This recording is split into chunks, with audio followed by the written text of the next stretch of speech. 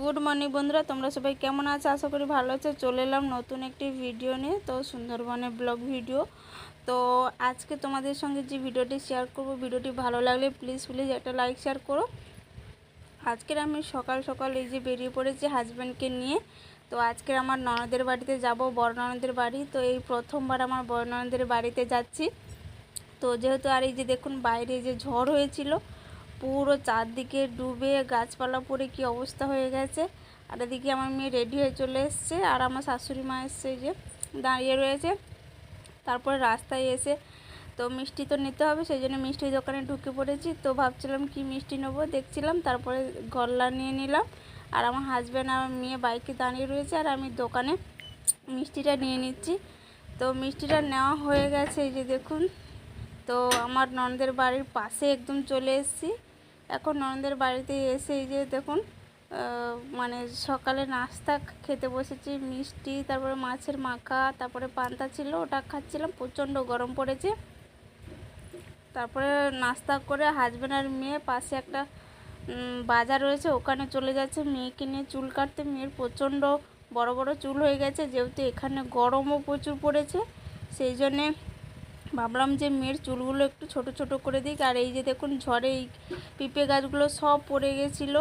আর ওই দিকে দেখুন করভাঙা গাছ, ওগুলো সব পড়ে গেছিলো, হাজব্যান্ড ঠিক করে দিয়েছে। আর এদিকে দেখুন আমার ননদের ছেলের মেয়ে হয়েছে, ও দেখুন চুপচাপ জুলিতে শুয়ে রয়েছে। এখন 1 মাস হয়েছে, খুব সুন্দর। আর এদিকে দুটো শোল মাছ দেখুন জাওয়ানা ছিল, এগুলো রান্না করা হবে, সেই জন্য এগুলোকে বার করেছে।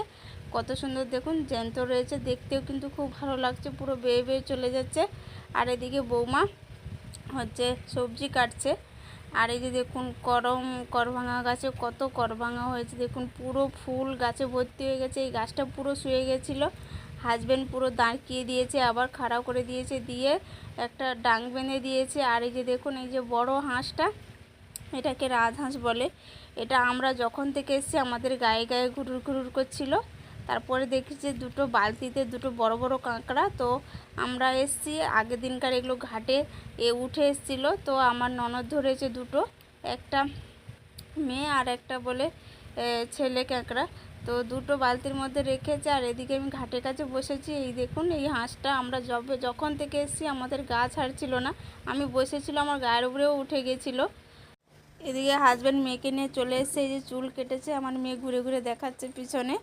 চুল কেটে নিয়ে চলে এসেছে, এখনও স্নান করাবো। তার এদিকে রান্না হয়ে গেছে, কাঁকড়াগুলো ঝোল রান্না হয়েছে। এদিকে দেখুন শোল মাছের ঝাল হয়েছে, টক হয়েছে, বড়া ভাজা হয়েছে, চচ্চড়ি হয়েছে, তো অনেক কিছুই রান্না হয়েছে। মেয়ে খেতে বসে গেছে, আমিও বসবো, হাজব্যান্ডও খেতে বসে গেছে, প্রচণ্ড খিদে পাচ্ছিল।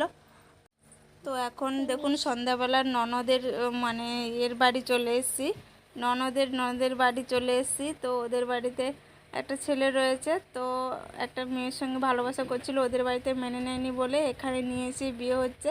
এই যে দেখুন খুবই ভালো লাগছে, এই প্রথমবার আমি দেখছি এরকম বিয়ে।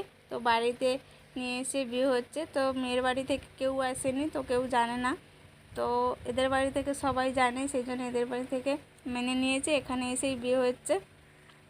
আর দেখুন সব কিছুই, যা কিছু হয় বিয়েতে সব কিছুই হচ্ছে ঘরের মধ্যে। তো খুবই এনজয় হচ্ছিলো, আমার মেয়ে তো ছুটাছুটি করছিল। তো এখন বিয়ের কাজ প্রায় অনেকটা কমপ্লিট হয়ে গেছে, যে দেখুন সিঁদুরদান হচ্ছে।